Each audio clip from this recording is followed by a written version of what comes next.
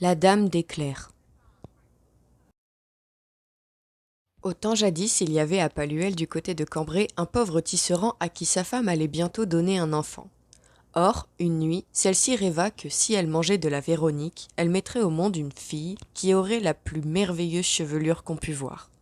Il fallait, d'après son rêve, que la Véronique fût cueillie à minuit sonnant dans le jardin de la dame d'éclair. L'éclair, ou plaine liquide, s'étendait alors à Paluel, beaucoup plus loin que de nos jours. Ils étaient aux trois quarts bordés par la forêt et, au milieu du lac, dans un petit îlot, fleurissait, disait-on, le jardin enchanté. Nul, de peur de fâcher la dame d'éclair, n'osait approcher de son domaine. Pourtant, la femme du tisserand tourmenta tellement son mari que par une nuit noire comme le cœur de la cheminée, il prit une barque et rama vers l'îlot. Il y aborda heureusement, se glissa à pas de loup dans le potager, et à la lueur d'une lanterne sourde, y cueillit les pousses de Véronique les plus tendres qu'il put trouver. Il achevait d'en remplir son panier, quand soudain parut la dame d'éclair. « Que fais-tu là ?» lui dit-elle. « Pardonnez-moi, bonne dame, répondit-il, je cueille un peu de Véronique pour ma femme qui meurt d'envie d'en manger. Je te pardonne, mais à une condition. C'est que tu me donneras ce qui va naître demain, à pareille heure, dans ta maison. » Le tisserand n'attendait pas son enfant sitôt, et il avait une chèvre tout près de chevroter. Il promit ce qu'exigeait la dame, et emporta sa salade. Sa femme la mangea sur-le-champ, et le lendemain, à minuit sonnant, elle mit au monde une fille qui avait de beaux cheveux blonds comme les blés. La bique ne biqueta qu'une heure après. Le tisserand et sa femme furent désolés, mais qu'y faire? Tous les deux moururent d'ailleurs d'une peste qui vint l'année d'ensuite, et Véronique, c'est le nom dont ils avaient baptisé l'enfant, fut recueillie par un voisin charitable. Véronique grandit sans qu'on ouït parler de la dame d'éclair, mais un jour qu'elle allait à l'école, son petit panier au bras, elle rencontrait une belle dame aux yeux verts dont la robe était mouillée à l'endroit de l'ourlet. Cette dame prit Véronique par la main et la conduisit en son domaine, où elle l'enferma dans une tour de cristal de roche qui n'avait ni porte ni escalier, et où l'on ne pénétrait que par une seule fenêtre qui s'ouvrait tout en haut. La tour était si transparente que, au soleil comme à l'ombre, elle se confondait avec l'air, de sorte que de loin on ne pouvait l'apercevoir. La dame d'éclair installa la fillette au faîte de la tour devant une table garnie de pièces de toile tissée avec les fils de la Vierge. « Tu gagneras ta vie, lui dit-elle, à tailler et à coudre mes chemises. Je les aime très fines et j'en use beaucoup. C'est un métier que je t'aurai vite appris. » De fait, Véronique devint bientôt fort habile et passa ainsi plusieurs années durant lesquelles sa chevelure grandit, épaisse et soyeuse.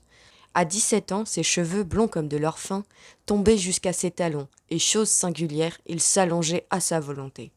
La dame venait souvent la voir, et elle lui criait du pied de la tour. « Véronique, descends tes cheveux que je te monte. » Véronique dénouait ses longues tresses d'or et les tournait autour d'un crochet de la fenêtre et les laissait pendre au dehors.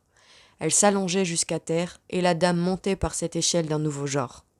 La seule distraction de la captive était, sa journée finie, de peigner sa chevelure et de contempler les sarcelles, les cygnes et les canards sauvages qui s'abattaient sur le tranquille miroir d'éclair. La pauvre fille s'ennuyait beaucoup. Elle songeait qu'elle ne se marierait jamais et qu'elle vivrait toujours seule dans cette tour. Il lui semblait que si elle avait pu se marier comme les autres femmes, elle eût été une épouse aimante et fidèle et qu'elle aurait fait le bonheur de son époux. Quelquefois, elle chantait pour charmer son ennui. Elle avait une voix pure et argentine qui s'étendait au loin jusque dans la forêt, et les gens assez hardis pour s'aventurer de ce côté croyaient ouïr la voix d'un ange. Un soir, au retour de la chasse, le jeune comte d'Oisy passa le long des clairs. Il entendit le chant de Véronique, regarda partout et ne put découvrir d'où sortait cette voix ravissante.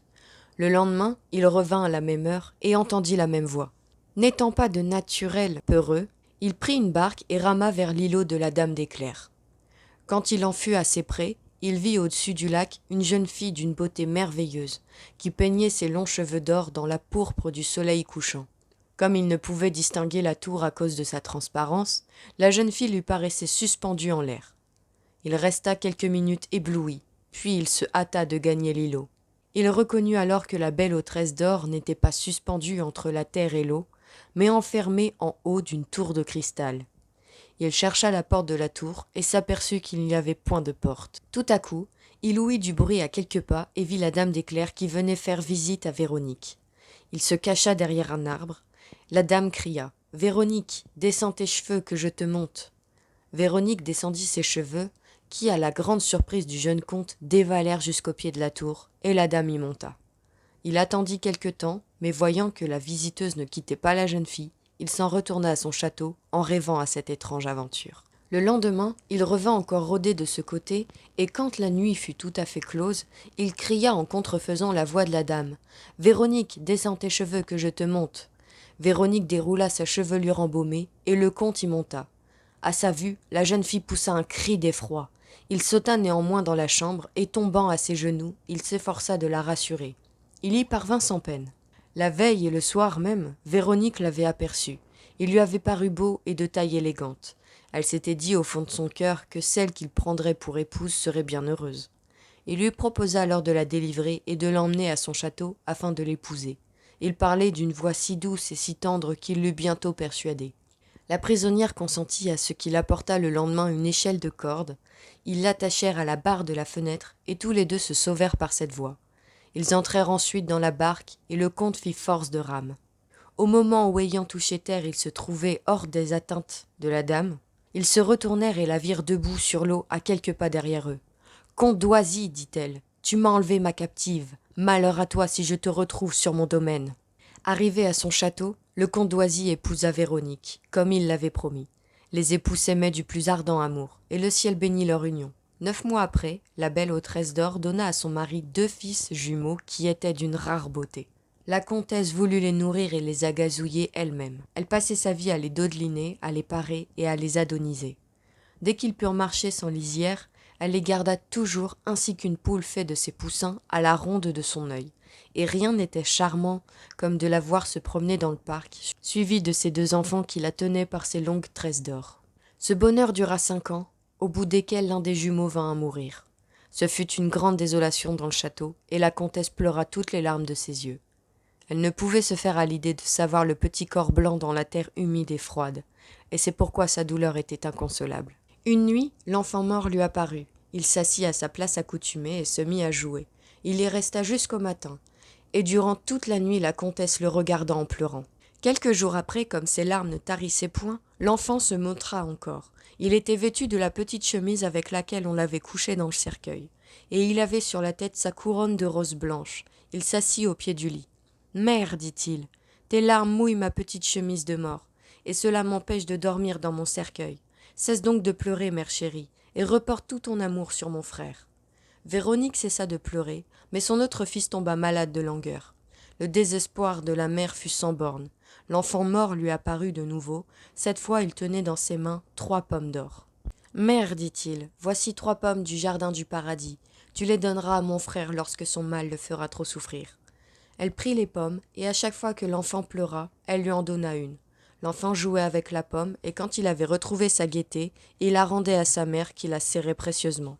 Pour se distraire de sa douleur, le comte passait presque toutes ses journées à la chasse. Il partait à l'heure où les chats mettent leurs chausses et s'enfonçait au plus profond des bois. La comtesse n'avait pas oublié la menace de la dame d'éclair. Chaque matin, elle disait « Surtout, ô mon époux, ne chasse pas, je t'en supplie du côté d'éclair. » Et le comte lui répondait « Ne crains rien, ô ma belle adorée, jamais je ne vais de ce côté. » Un jour, il leva une biche d'une blancheur éclatante qui le promena durant 4 heures, paraissant toujours près de se laisser atteindre. Emporté par son ardeur, il ne remarqua point qu'elle le conduisait peu à peu du côté d'éclair. Soudain, par un brusque écart, la biche déboucha sur le lac et s'y plongea toute fumante. Le comte fit feu et blessa l'animal, qui hala au fond en se débattant. Sans réfléchir, il sauta dans l'eau pour saisir son gibier, mais il ne fut pas plus tôt que la dame aux yeux verts l'enlaça de ses bras humides. Elle l'entraîna si vite au fond que c'est à peine si le miroir de l'eau en fut troublé. Cependant, Véronique, ne le voyant pas revenir, commença de s'inquiéter. Vers minuit, elle fit battre la forêt au flambeau. Le jour suivant, on continua les recherches. Ce fut en vain. Le soir, la comtesse pensa que, malgré sa promesse, le comte avait peut-être chassé du côté d'éclair. Elle y alla, et pleurant et se tordant les mains, elle appela son bien-aimé par son nom. Mais rien ne lui répondit. Elle fit le tour du lac et ne craignit point d'appeler la dame elle-même. Elle n'en reçut aucune réponse. Le miroir de l'eau restait immobile, et au fond de l'étang, le disque échancré de la lune lui montrait ses cornes sans bouger. Décidée alors à tout braver, elle monta dans une barque et se fit conduire à la tour de cristal. La tour n'y était plus. Elle ordonna de houiller le lac dans toute son étendue. On y retrouva son époux, ni vivant, ni mort. Elle prit le deuil et pleura 40 jours et 40 nuits. Elle chercha alors dans les caresses de son enfant un soulagement à sa peine. Mais elle avait toujours devant les yeux l'image de son époux bien-aimé. Tous les soirs, elle errait avec son fils le long des clairs, ne pouvant sauter de la tête qu'il était là, celui qu'elle avait perdu. Un soir que la pleine lune brillait au ciel, l'enfant commença de pleurer et de crier si fort que la comtesse lui donna une pomme d'or pour l'apaiser. Il joua avec la pomme et la fit rouler sur le bord de l'eau. Soudain, l'eau bouillonna, une vague s'éleva, s'avança jusqu'à la pomme et en se retirant, l'entraîna avec elle. L'enfant courut pour rattraper son jouet. Craignant que son fils ne fût enlevé par la vague, la mère s'élança et le ramena vivement en arrière. À peine la pomme était-elle arrivée au fond que la tête du comte sortit de l'eau. Il ne dit rien, mais il attacha sur sa femme un long et triste regard. Une autre vague accourut et couvrit la tête du chasseur. Tout disparut. Le lac redevint calme, comme auparavant, et la comtesse n'y vit plus que la face tranquille de la pleine lune. Véronique fut tellement émue qu'elle se sentit près de défaillir. Elle s'assit sur la terre brune et tâcha de se remettre. Elle savait maintenant que son époux bien-aimé existait encore, et elle en rendit grâce au ciel. Malheureusement, il était au fond du lac, au pouvoir de la Dame des Clairs, et c'est en vain que la pauvre femme fit fouiller le lac une seconde fois. En jetant à l'eau une autre pomme d'or, elle avait la faible espérance de le revoir. Mais alors, il n'en resterait plus qu'une pour rendre la joie et la santé à son petit enfant. Est-ce assez d'ailleurs, se disait-elle, qu'il montre sa tête hors du lac? S'il ne peut venir à moi, n'est-ce pas une chose plus cruelle que si j'ignorais encore où il est? Et pourtant, l'infortuné ne sut pas résister au désir de revoir son époux. L'enfant pleura, et elle lui donna la deuxième pomme. Il la fit rouler comme l'autre sur le bord du lac. L'eau bouillonna, une vague s'éleva, s'avança vers le bord et entraîna la pomme en se retirant. Presque aussitôt la nappe d'eau s'entr'ouvrit, et le comte monta à la surface jusqu'à la ceinture et tendit ses bras vers sa femme. Soudain une autre vague arriva à grand bruit, le couvrit et le fit disparaître. « Hélas, dit la comtesse, que m'a servi, ô mon bien-aimé, de te retrouver pour te reperdre aussitôt ?» Et cependant, elle éprouvait un désir de plus en plus vif de le revoir. Nul doute que cette fois, il n'apparut tout entier. Mais il ne restait plus qu'une pomme d'or, une seule, et si elle la sacrifiait, avec quoi pourrait-elle ensuite amuser et guérir son petit enfant? La pauvre femme regardait tour à tour le lac et la pâle figure de son fils, ne sachant à quoi se résoudre. Tout à coup, elle l'enleva dans ses bras et s'enfuit en s'écriant « Non, non, je ne dois pas sacrifier la vie de mon enfant à la joie de voir mon époux. » Le petit garçon se prit alors à geindre et à crier si fort qu'on eût dit qu'une main invisible le fouettait. Véronique s'arrêta, mit son fils à terre, et jugeant qu'il était assez loin de l'eau pour qu'il n'y eût aucun danger, elle lui donna la dernière pomme. Il ne l'eut pas plutôt dans la main qu'il courut vers le lac, et avant que sa mère eût pu l'empêcher, il y jeta la pomme en criant « Mon père, mon père !» Aussitôt, le comte parut tout entier hors du lac. Rapide comme l'éclair, la comtesse lui lança ses longues tresses d'or. Le comte les saisit, glissa sur l'eau et d'un bond sauta sur la rive. Il serra sa femme et son enfant dans ses bras, et tous les trois se hâtèrent de gagner le château d'Oisy. Apaisés par le don des pommes du paradis, la Dame des Clairs les y laissa en repos. Ils vécurent longtemps heureux. Et c'est, dit-on, depuis lors qu'en souvenir du métier que faisait la fille du tisserand dans la tour des Clairs, Véronique est devenue la patronne des lingères et des mulquiniers. Depuis lors aussi, en mémoire du grand et constant amour de la comtesse, on a fait de la Véronique la fleur de la fidélité.